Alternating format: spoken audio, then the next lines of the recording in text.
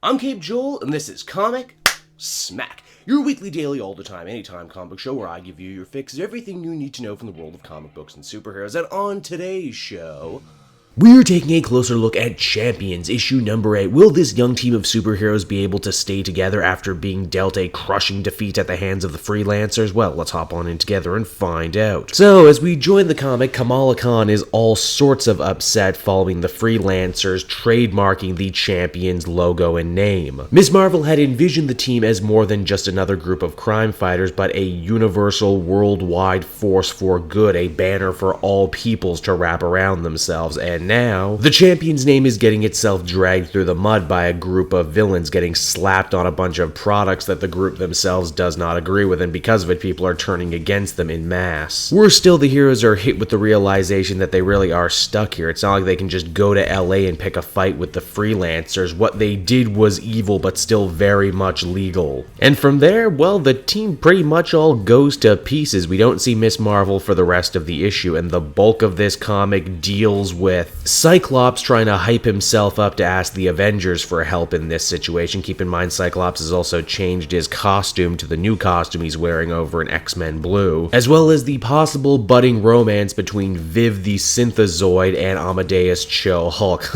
Isn't there something a little slightly stereotypical there about having the Asian one being in love with a robot? Amadeus also really opens up and allows Scott Summers in. The two do a bit of bonding by beating up some robots in a training exercise. They feel by the end they understand each other a lot better than they did previously. So, they basically just put their differences aside for a little bit and decided to bro down with each other, and it worked. Now, it's later the team gets a call from Nova, and they see a bunch of their former fans burning their merchandise in the streets, all Beatles style. Once again, Ms.Marvel and the rest of the team mourn the loss of their movement. They had such a strong thing going, but they lost control of the narrative, and now it's all spiraling out of control. That is, of course, when Nova Sam Alexander shows up, having more or less saved the day by doing the most obvious thing. What did he do? Using the power of the Champion's social media feeds, he just basically told everyone who was a fan, hey, don't buy this knockoff merchandise. Honestly, when I read this was a bit of a well, no duh moment. Why did no one else think to do this? Why did everyone else just go to pieces so quickly?